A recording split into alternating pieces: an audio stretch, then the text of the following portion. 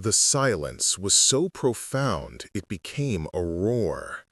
King Theron Varg stood at the great altar of the moon, carved from the hardwood of the first ancestral tree, and stared at the open doors of the throne room. They were supposed to be closed.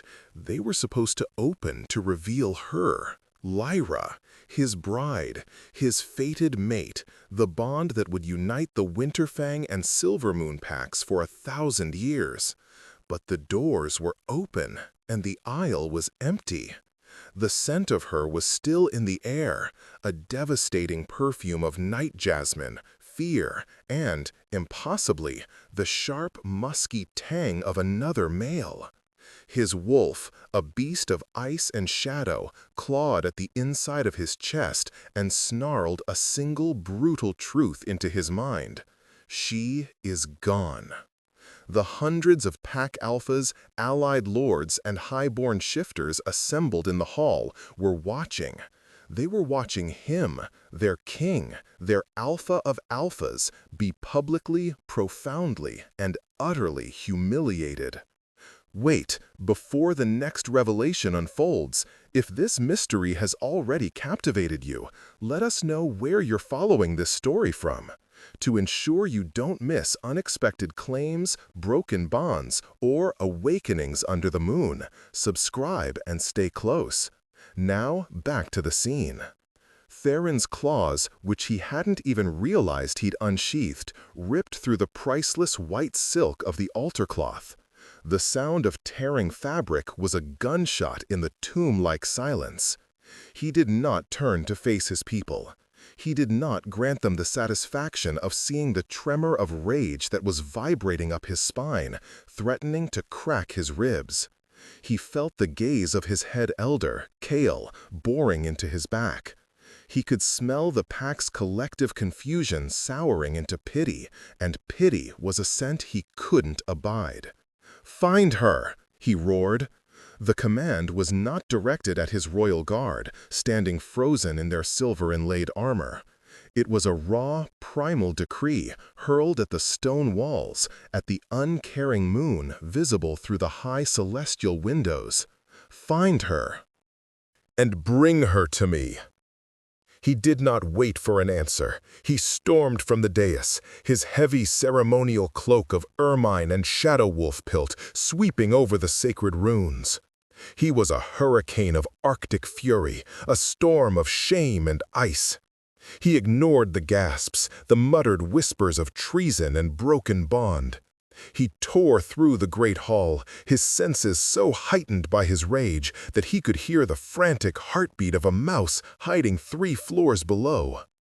He needed to hunt. He needed to break something. His wolf demanded blood, demanded retribution for this ultimate betrayal.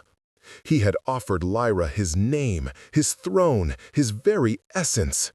They had been promised to each other since her first shift. And she had chosen this day, this exact moment, to shatter his kingdom and his pride, leaving behind the stink of a rival. He found himself in the castle's cavernous kitchens, a place he had not set foot in since he was a boy stealing honey cakes.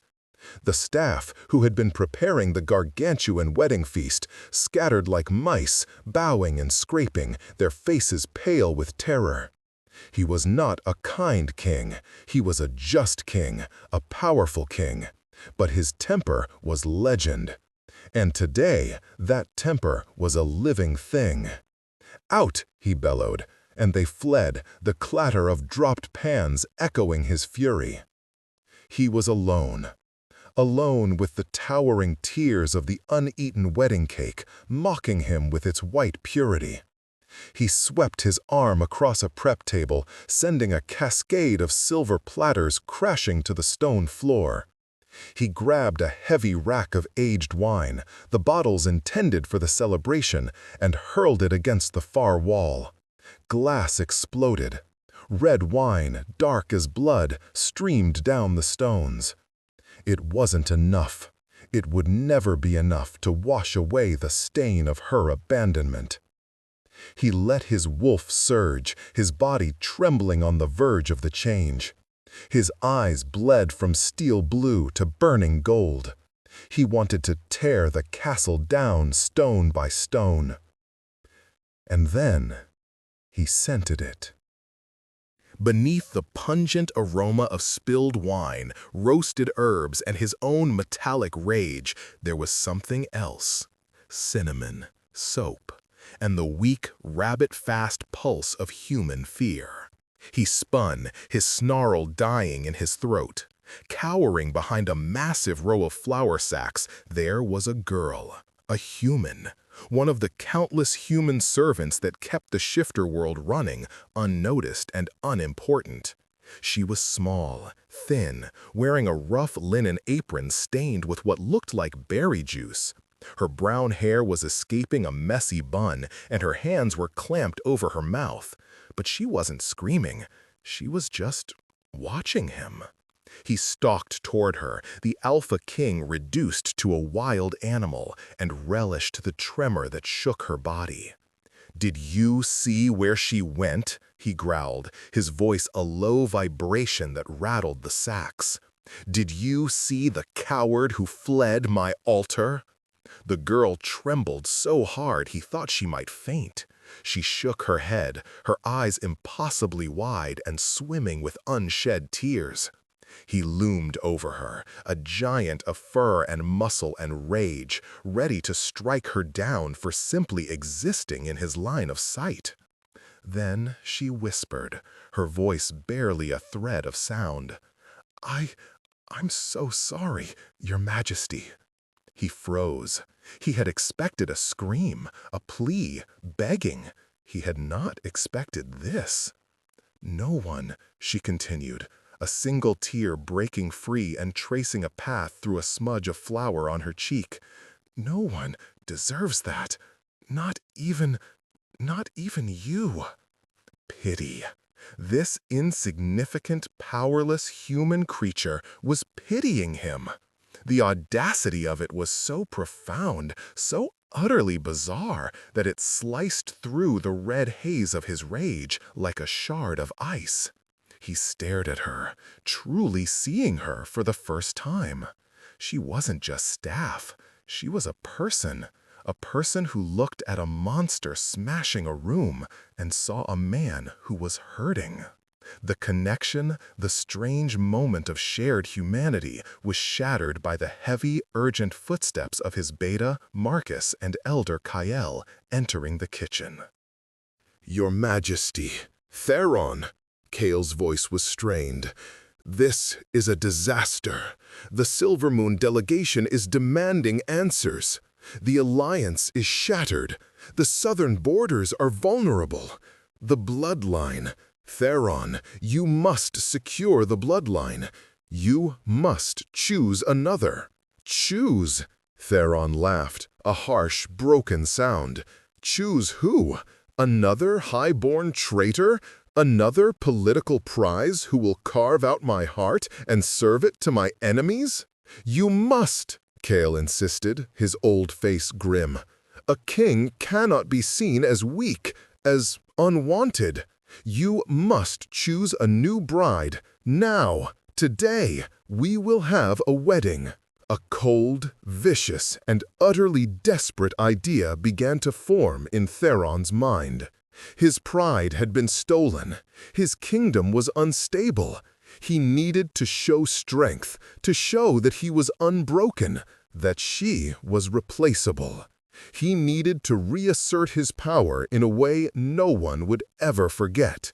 His golden eyes locked back onto the trembling human girl. She was still staring at him, her expression one of dazed compassion.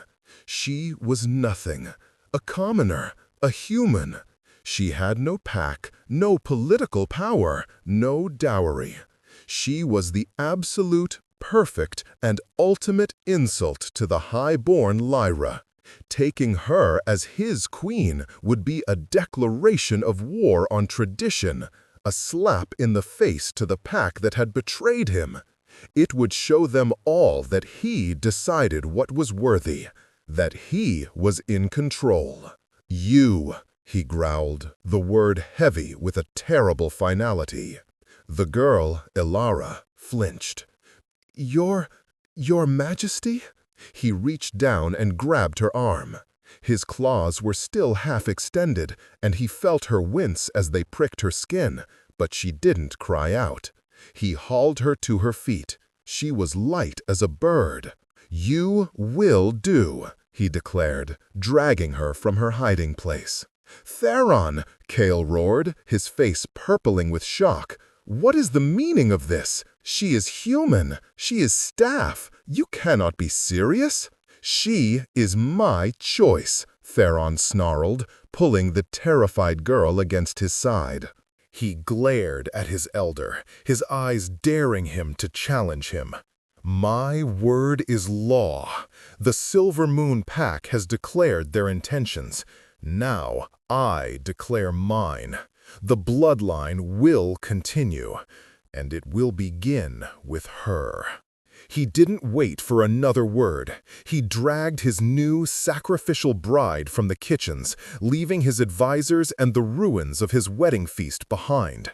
Ilara stumbled beside him, her small hand lost in his massive, claw-tipped grip. She was weeping silently now, and he could feel the frantic terror rolling off her. He ignored it. His heart had been hollowed out, and he intended to fill the void with ashes.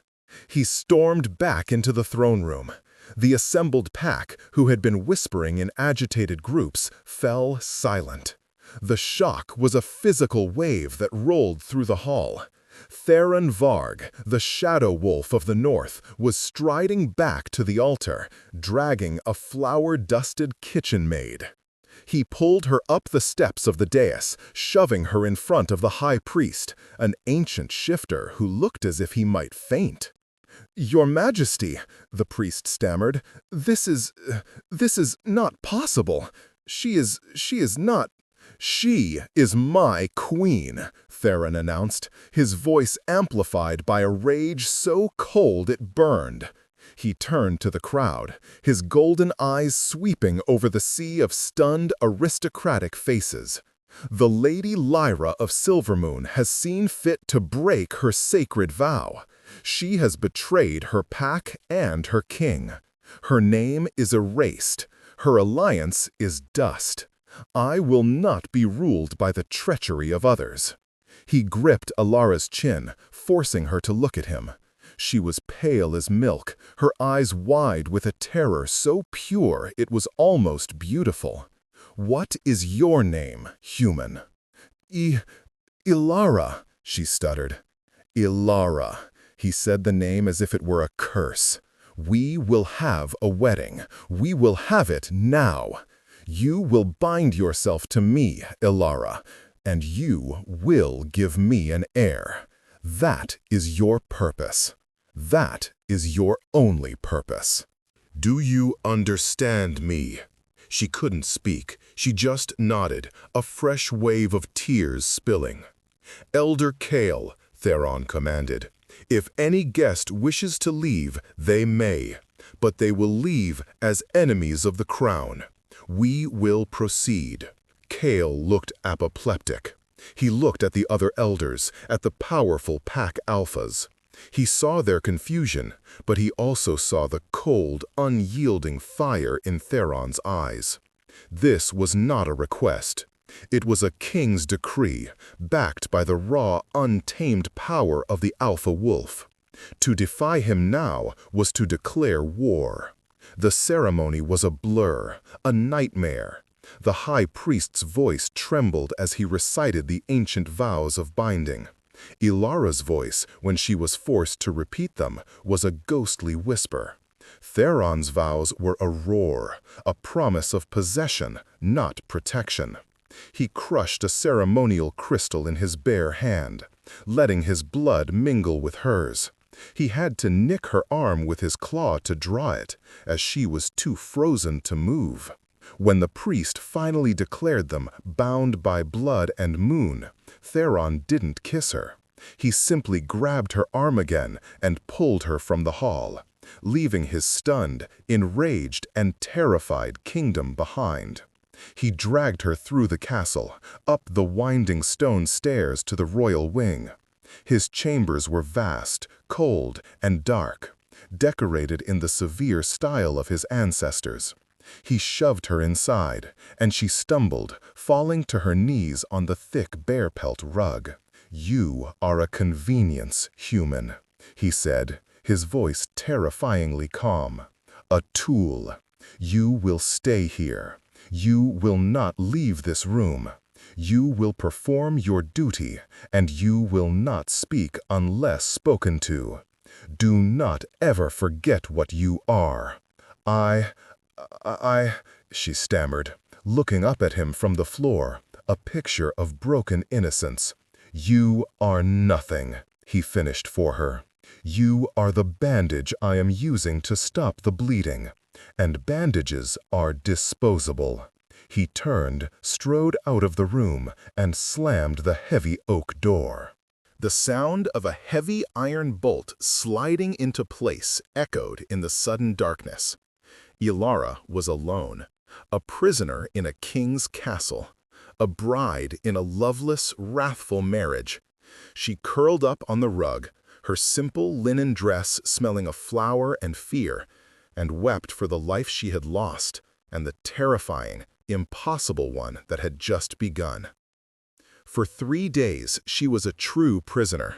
Guards, silent shifters with impassive faces, brought her trays of food, rich, heavy stews and meats she wasn't used to, and left them by the door without a word. The chambers were opulent but lifeless. A massive bed carved with snarling wolves, tapestries depicting great hunts, a fireplace that remained cold and dark. Theron did not come. Ilara's terror slowly, painstakingly began to recede, replaced by a numbing isolation. She was a practical girl. Her life in the kitchens had been hard, full of long hours and little thanks, but it had been hers. She had friends, other human staff. She had a small, clean room in the servants' wing. Now she had this gilded cage. On the 4th day, she couldn't stand the idleness. She couldn't stand the feeling of being a thing, a pawn. She had to do something. So she began to clean. The royal chambers were not dirty, but they were neglected. Dust lay on the bookshelves. The heavy velvet curtains were askew. It felt like a room no one had truly lived in for a very long time. She found a rag and a bucket of water left for her to wash, and she set to work. She scrubbed the hearth until the black stone shone. She polished the silver handles on the chests. She dusted every single book in the king's adjoining study, her fingers tracing the strange runic titles. As she worked, she began to see the man behind the monster. The books were not just for show. They were histories, battle strategies, philosophies. A well-worn map of the kingdom was tacked to the wall, marked with small, precise notations. In the back of a drawer in his heavy desk, she found a small, tarnished silver locket. It was not shifter-made. It was too delicate, too human. She clicked it open. Inside was a miniature painting, faded with time, of a beautiful woman with kind brown eyes and a gentle smile. Eyes that looked nothing like the king's, but exactly like his mother. She must have been human. Ilara's heart gave a strange, painful lurch. This king, this creature of ice and fury, was half human. A secret she was sure the world was not meant to know. A source of shame, perhaps? Or a source of a pain he kept locked away even deeper than his rage. She sat for a long time, holding the locket. She found a polishing cloth in the same drawer and began to rub at the tarnish, her movements slow and methodical. She worked until the silver shone, until the woman's face was clear and bright. She placed it carefully on the center of his desk, open, where he would see it. She didn't know why she did it. Maybe it was to show him she wasn't afraid. Maybe it was to show him she saw him. Or Maybe she was just a girl who couldn't stand to see beautiful things left to tarnish in the dark. That night, the door to the chamber crashed open. Ilara, who had been dozing in a high-backed chair by the empty hearth, snapped awake, her heart leaping into her throat. Theron filled the doorway. He was not in his royal armor or furs. He was in a simple, black tunic, unlaced at the throat. His hair was undone, falling around his shoulders. He was magnificent, and he was terrifying, and he was very, very drunk. The smell of strong barley mead rolled off him in waves. He stumbled into the room, his eyes finding her immediately. "You," he growled. He stalked toward her, and she pressed herself back into the chair, her hands gripping the armrests. He didn't stop. He braced his hands on the chair, trapping her, and leaned in. His face was inches from hers. She could smell the mead on his breath, but underneath it, she could smell something else. A wild, lonely scent, like a winter forest at midnight. "What do you want, human?" he slurred, his golden eyes narrowed. "Gold? Titles? Did you think you'd won some prize?" "No, Your Majesty," she whispered, her body trembling. "I want nothing." "Liar!" he roared, slamming his fist into the chair back, inches from her head. The wood splintered. Ilara cried out, flinching violently, but she didn't look away. "Everyone wants something. Lyra wanted... she wanted..." His voice broke, the rage suddenly dissolving into a raw, gaping wound of despair. He stared at her, his focus wavering. "Why did she leave me?" he whispered, the question so vulnerable it stunned her into stillness. "I gave her everything. I would have." He seemed to forget she was there, his gaze turning inward, lost in his own private hell. He staggered back, collapsing into the other chair by the fire. He put his head in his hands, his massive shoulders shaking. The king of the shifters, the alpha of alphas, was weeping. Ilara's fear evaporated, replaced by that same sharp, aching pity she had felt in the kitchen. This wasn't a monster. This was just a man, hollowed out by a grief so large it had consumed him. Slowly, tentatively, she stood up. He didn't move. She walked to the small table where her dinner tray still sat, untouched. She picked up the roll of bread, hard but edible, and the small wedge of cheese. She walked back and stood in front of him. He didn't look up. "Your Majesty," she said, her voice soft. "Are you hungry? I saved some. I saved my dinner." Theron raised his head. His eyes were bleary, his face streaked with tears. He looked at her, then at the simple offering in her hands. The king of a nation, who feasted on roasted boar and spiced wine, was being offered scraps by his prisoner wife.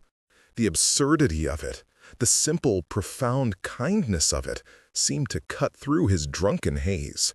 He looked at her, his gaze clearing, and for the first time, he wasn't looking at a tool, or a human, or a bandage. He was looking at her. He reached out, his hand, scarred and large enough to crush her skull, and gently took the bread from her. "Ilara," he murmured, tasting her name for the first time. He didn't move from the chair. He just sat there, in the cold, dark room, and ate the stale bread. And Ilara, the humble human queen, pulled up a small footstool and sat at his feet, guarding the broken king in his long, dark night of the soul. He didn't speak again. He just ate, and when he was finished, he slumped back in the chair and fell into a deep, drunken sleep. Ilara watched him, her heart a confusing mix of fear and compassion. His face, in repose, was younger, the lines of rage and command smoothed away. He looked lost. She found a heavy fur throw blanket draped over a chest and, her hands shaking, carefully spread it over him. His scent, that wild forest smell, enveloped her. It should have been terrifying, but it was strangely comforting. She retreated to the far side of the massive, cold bed, curling up on top of the covers, too afraid to get under them. She lay awake for hours, listening to the steady breathing of the king. When she woke, he was gone. The fur blanket was neatly folded on the chair. The splintered wood from his rage was gone, cleaned away. For a moment, she wondered if she had dreamed it, but the empty plate from her dinner tray was still on the table. A new routine began, unspoken and fragile. He did not come to the chambers for the next few days, but the guards' attitudes changed. They no longer just dropped the tray, they nodded to her. One even grunted, "Your Majesty." The food improved, and the fireplace was no longer cold. A servant came in twice a day to stack it with wood and light a cracking fire. On the third day, Elara was in the study. She had found his desk in disarray again, not from violence this time, but from frantic work. Maps were unfurled, scrolls of reports scattered. She was carefully stacking them when he entered. She hadn't heard him. He moved with a predator's silence. She spun around, a startled gasp escaping her. He was in his armor, his black cloak dusted with snow. He had clearly just returned from riding. He stopped, watching her. His face was unreadable, his eyes a cold, guarded blue. "What are you doing?" he asked. His voice was not the roar of the wedding day, nor the broken whisper of the other night. It was quiet, controlled, and sharp. I was just tidying, Your Majesty," she said, her hands flying behind her back. "It was a mess. I didn't read anything, I promise."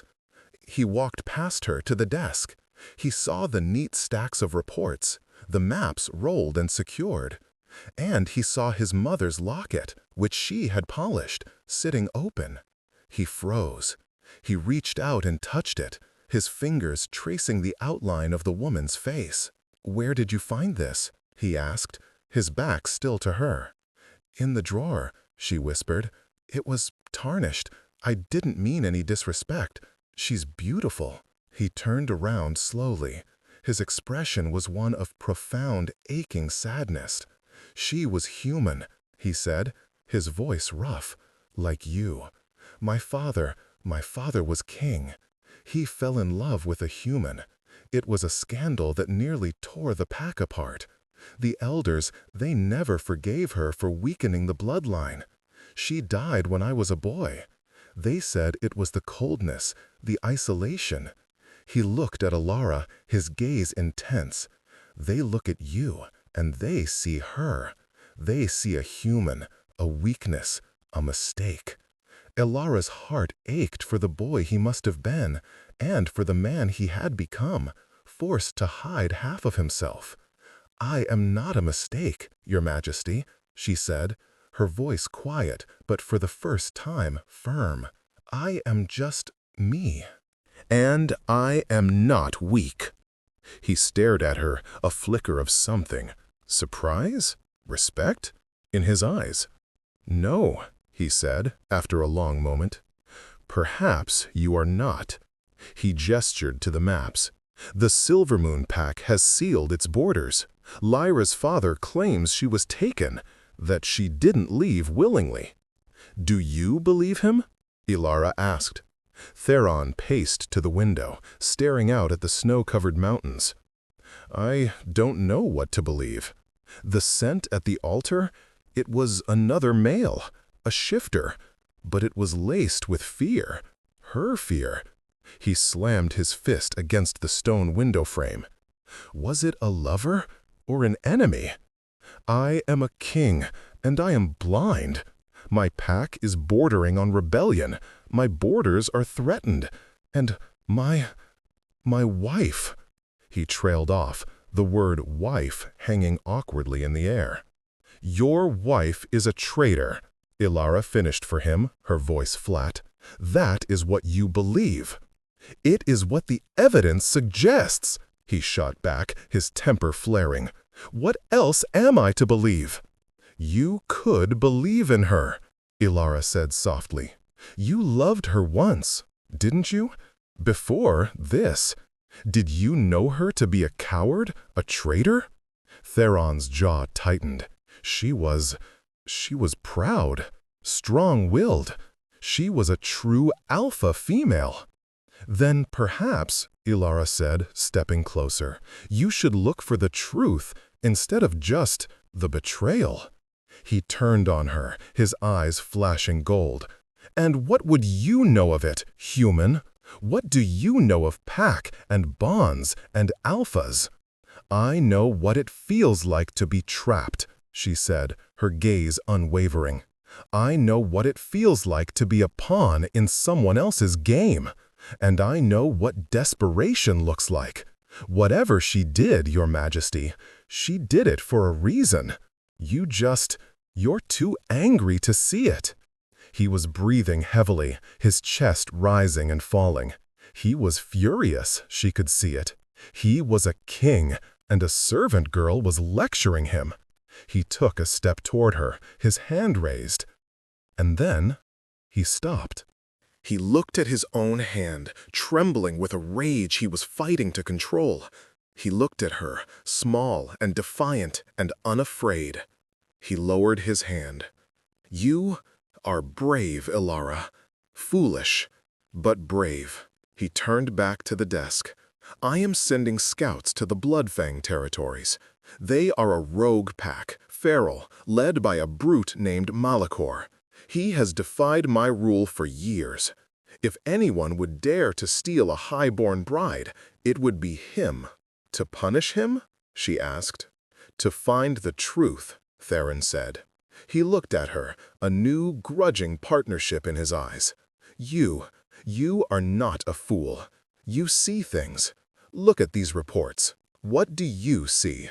He was asking for her help. Ilara, the kitchen maid, stepped forward. She looked at the maps, at the scout reports of border skirmishes, and she began to point out the things the warriors had missed. The supply lines that were too organized for feral rogues. The strategic retreats that looked less like cowardice and more like a trap. They worked for hours. He was the warrior. She was the strategist. He saw the battle. She saw the pantry. "An army this large, this far from home," she murmured, tapping a map. "They'd be starving. Unless they have a new supply line. Here, through this mountain pass. It's marked as impassable on your map, but my grandfather was a goatherd. He used that pass every winter." Theron stared at her, then at the map. A slow, dangerous smile spread across his face. "You," he breathed, "are full of surprises, my human queen." A strange, fluttering warmth sparked in Ilara's chest. It was the first time he had called her that without malice.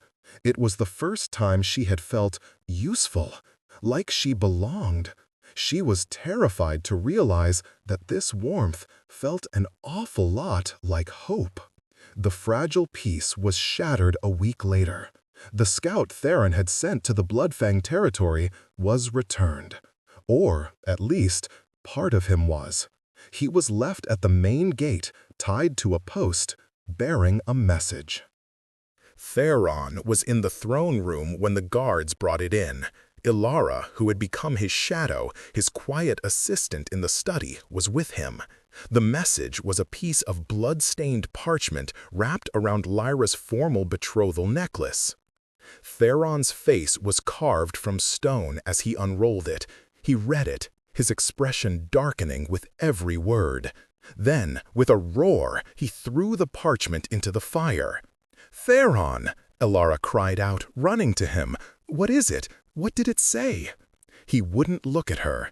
He just stared into the flames, his hands clenched so tight his claws were drawing blood from his own palms. It was from her, from Lyra. Is she alive? Is she safe? She is safe, Theron spat, the word a venomous curse. She is with Malachor, willingly. The note, it was a confession. She writes that she chose him, that his feral strength called to her in a way my civilized rule never could. She mocks me. Ilara's blood ran cold. No, Theron, that can't be. The scent at the altar, you said it was fear. It was ecstasy, he roared, turning on her, his eyes blazing with a fresh, terrible agony. It was the thrill of a new mate.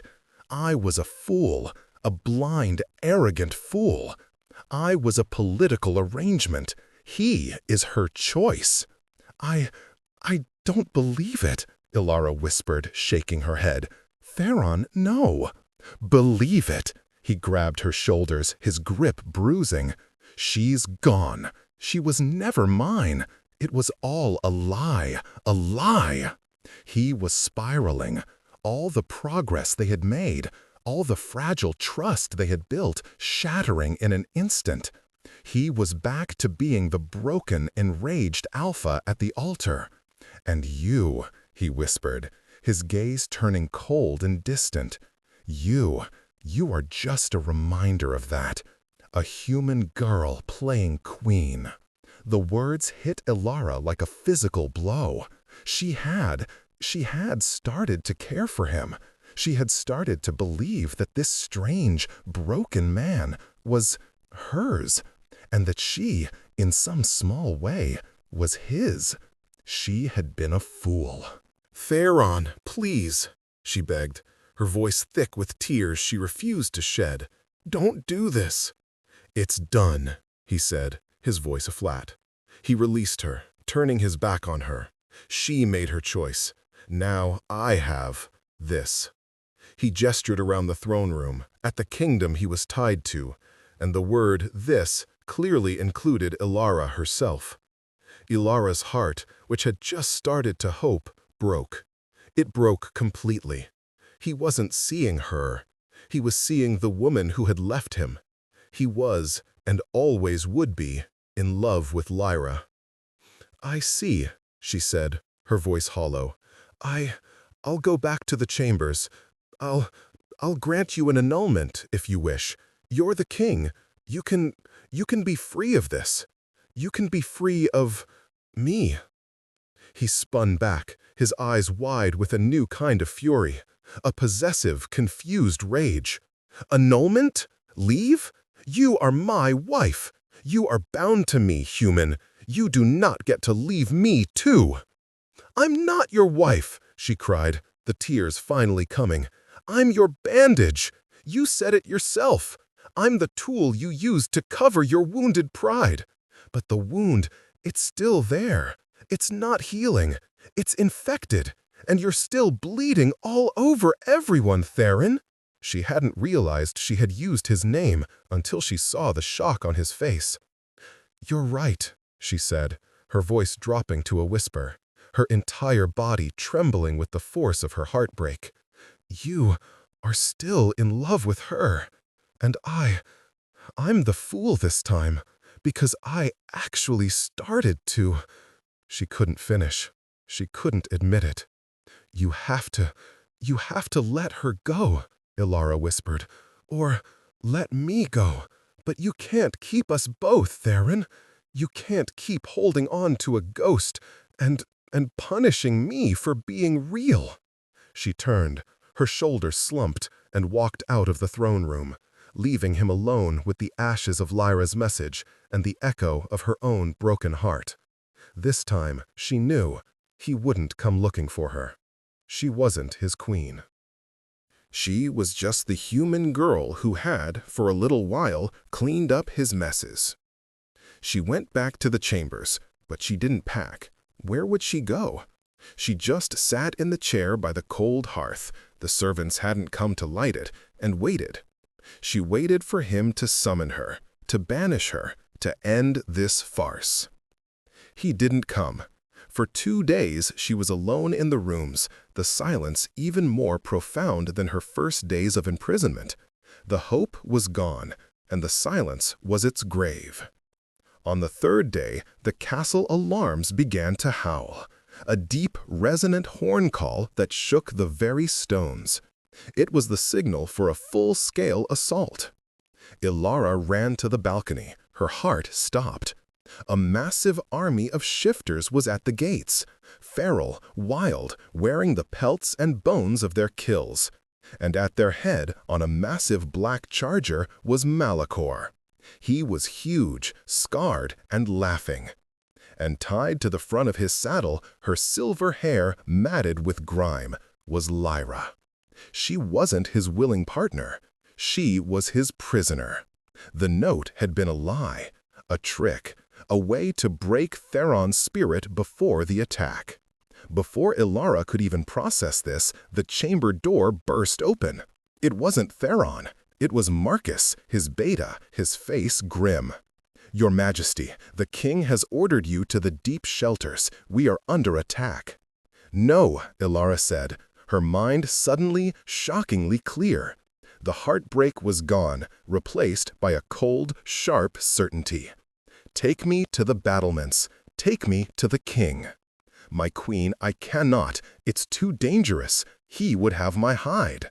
"Hell have your hide if you don't," Ilara snapped, her voice cracking with an authority she didn't know she possessed. "That note was a lie. Lyra is his hostage. He's walking into a trap, and his head is not clear. He thinks she betrayed him. He's going to fight with rage, not strategy. Now take me to him." Marcus stared at her, stunned by the alpha command in her human voice. He nodded. "This way. Stay close." He led her through the chaotic halls, warriors running past them, to the main battlement wall. Theron was already there, in his black plate armor, his sword drawn. He was staring down at the field, at Lyra, his face a mask of such agonizing conflict that it stole Ilara's breath. "Theron!" she shouted, running to him. He turned, his eyes wide with fury when he saw her. "Ilara, what are you doing here? Marcus, I told you to take her to the shelters." "She is his hostage, Theron," Ilara yelled, grabbing his armored arm.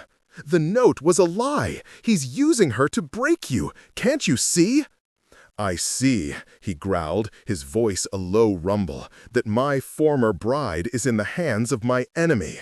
It changes nothing. He is here. He will die." "Yield, Theron!" Malachor's voice boomed from the field, magically amplified. "Yield your kingdom to me, or watch your precious, traitorous mate die.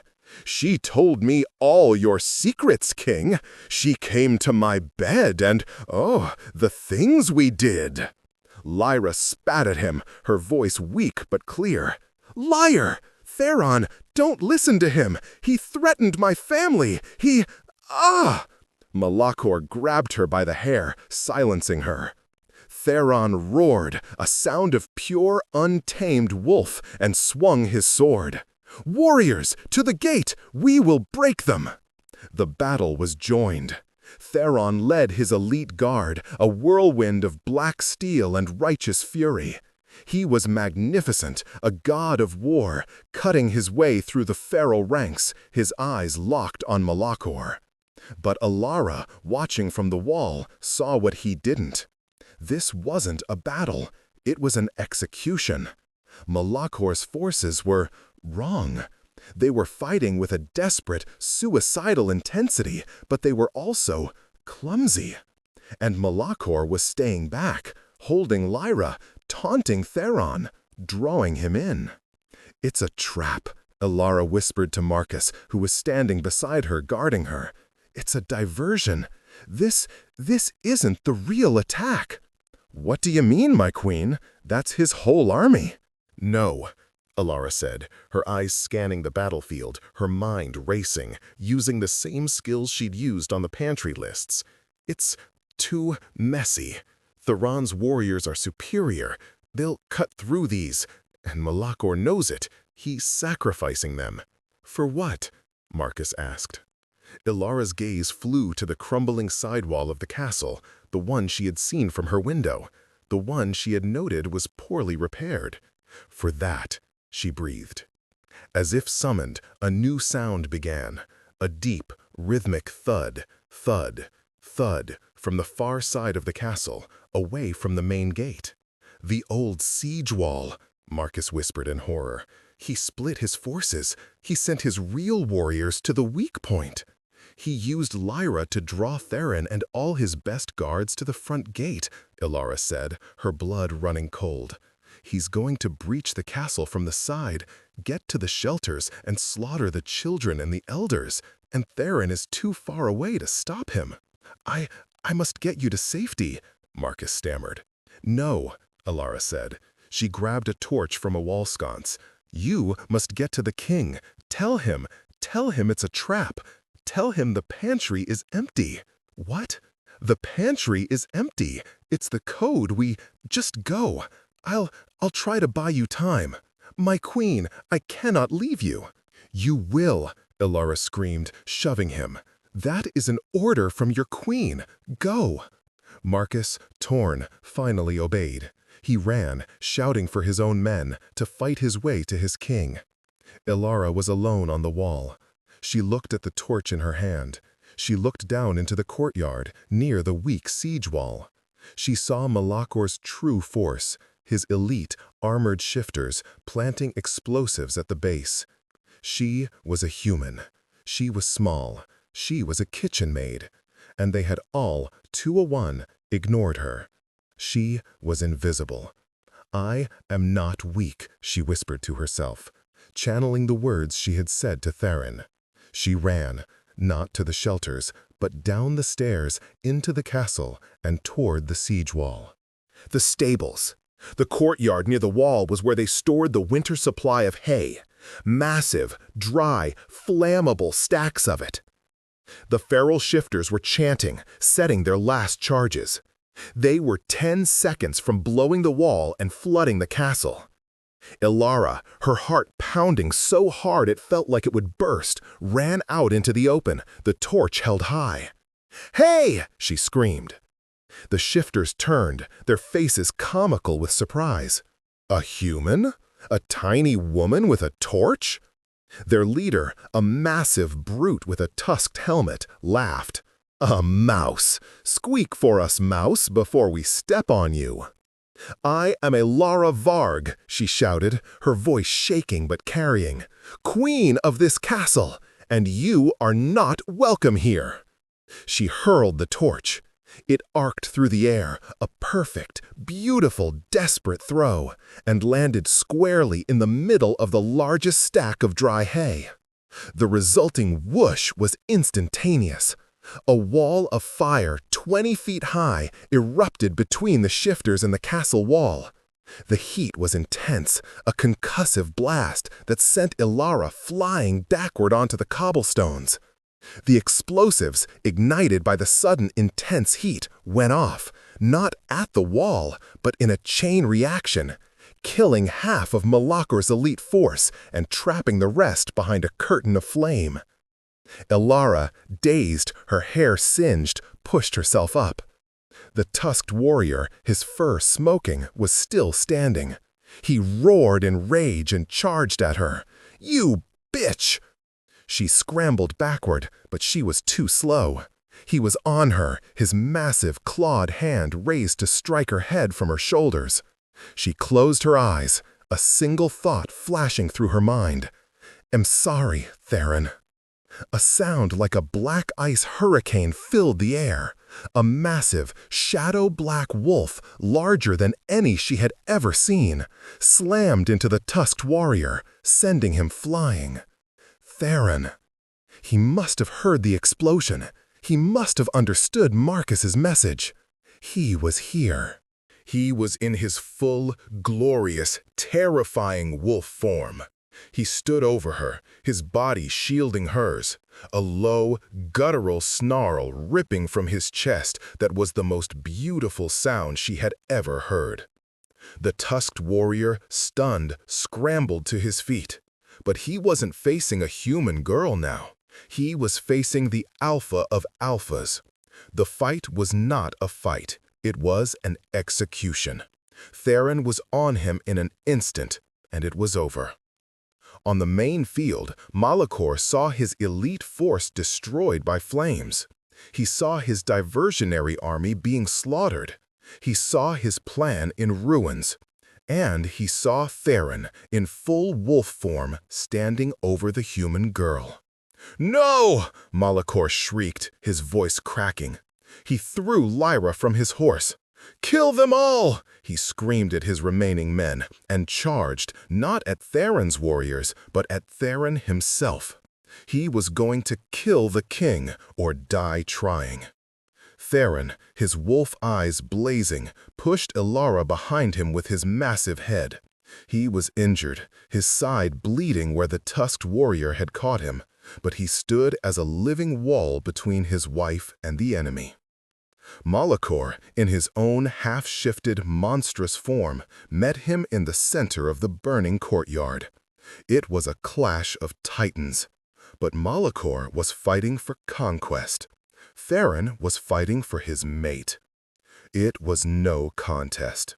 Theron, fueled by a protective rage that burned hotter than the hay, dodged Malachor's clumsy, enraged swing, and, with a final decisive movement, closed his jaws on Malachor's throat. The courtyard fell silent, broken only by the crackle of flames. The remaining feral shifters, their alpha dead, threw down their weapons and surrendered. Theron, breathing heavily, his black fur matted with blood, his and his enemies', let Malachor's body fall. He stood for a moment, the undisputed king. Then he turned. He walked past Lyra, who was struggling to her feet, her face a mask of awe. He walked past his warriors, who were staring in stunned silence. He walked directly to Elara, who was still sitting on the cobblestones, covered in soot, shaking. He nudged her with his nose, a gesture so gentle it made her want to weep. Then he shifted. He stood before her, naked, bleeding, covered in grime, and more beautiful than any man she had ever seen. He didn't say a word. He just reached down, his hands surprisingly gentle, and pulled her to her feet. He wrapped his arms around her, pulling her against his bare, blood-streaked chest, burying his face in her singed hair. He inhaled, a deep, shuddering breath. "Mine," he growled, the word a possessive, primal vibration against her skin. "You are mine, Elara." He tilted her chin up. His eyes, no longer gold, no longer ice blue, were a mix of both, a swirling storm of emotion she couldn't name. "Not a convenience," he whispered, his voice thick. "Not a bandage." He kissed her. In the middle of the burning courtyard, surrounded by his victorious pack and his defeated enemies, the king kissed his human queen. It was not a gentle kiss. It was a brand, a claim, a promise of utter, absolute possession. It was the kiss of a man who had just found his entire world. "Mine," he said again, against her lips. "My mate, my queen." In the aftermath, the castle was a strange mix of victory and chaos. Warriors tended to the wounded. The surrendered ferals were marched to the dungeons. And Lyra, the former bride, approached Theron and Elara, who were standing wrapped in a heavy cloak Theron had taken from a soldier. "Theron," Lyra said, her voice quiet. She was bruised, but unbroken. "What, Malachor? I tried to warn you." "I know," Theron said, his arm tightening around Elara's waist. He showed his hand. "He underestimated my queen." Lyra looked at Elara, a long, appraising look. "He's right, you know," Lyra said. her voice tinged with a strange sadness. "When Malachor charged, I saw his eyes. He didn't even look at me. He was going to let me die to protect you." Ilara flinched, but Lyra offered a small, sad smile. "That's not an insult. It's the truth. I was his past, a political arrangement. You are his fate. You saved my life, Ilara. You saved all our lives. Thank you." Lyra bowed, a deep, respectful bow from one alpha female to another. "The Silver Moon Pack owes you a debt. We will honor the alliance, not through this," she motioned to the memory of the altar, "but through respect, through blood spilled together." She turned and walked away, already taking command of her own few warriors who had been freed, preparing to take her people home. The pack elders, led by Kale, approached. Kale's face was a mixture of stunned disbelief and a new, profound respect.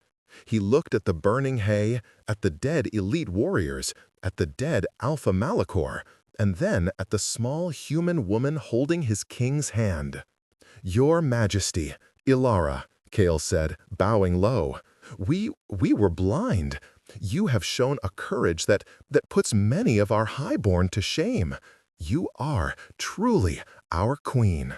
The other warriors, his pack, Theron's pack, heard, and one by one they knelt. They knelt to the king, and they knelt to the human kitchen maid who had saved them all. Theron watched, his face unreadable. Then he looked down at Ilara. "Come," he said, his voice soft. "Let's go home." He didn't take her to the royal chambers. He took her to his private chambers, a smaller, warmer room high in the North Tower that she had never seen. A real fire was burning, a simple bed. Books were stacked everywhere. This was his room. He sat her on the bed and began, with a gentleness that was terrifying, to clean the soot from her face with a damp cloth. "I am so sorry, Ilara," he murmured, his voice thick with an emotion he couldn't name. For everything, for using you, for my blindness, for my rage." "Are you still using me?" she asked, her voice a small whisper, her heart terrified of the answer. He stopped. He cupped her face, his calloused, scarred thumbs stroking her cheeks. He forced her to meet his gaze. His eyes were clear, a deep, steady blue. "I was a hollow king, Ilara, a man of duty and pride, but hollow. Lyra's rejection didn't just break my alliance, it broke me. I thought my faith in anything was gone. I thought love was a lie told to children." He smiled, a small, pained smile. And then this tiny, terrified human, covered in flour, looked at me like I was a man, not a monster. And she offered me a piece of bread. "Theron," she whispered, her heart aching. "You didn't just save my pack, Ilara. You didn't just save my kingdom. You saved me. You were the one who saw the truth. You were the one who was brave. You restored my faith, not in gods or in fate, but in this." He pressed his forehead to hers. "In us." He kissed her. It was gentle this time. No claim, no possession, no brand. It was a question, a promise. It was the kiss of a man who was, for the first time, completely and utterly in love. "I love you, Ilara," he whispered against her skin. "My human queen, my mate, my anchor." She melted against him. All the fear, all the pain, all the loneliness of her entire life washing away. She was not a bandage. She was not a convenience. She was his. And he, this wild, broken, magnificent king, was hers. The kingdom was healing. The castle was being rebuilt. But in the king's tower, holding his human wife in his arms, Theron Varg was finally, truly whole. He had been abandoned at his wedding, a king in ruins, but a humble human woman had restored his faith, not just in love, but in himself. And that was the greatest victory of all.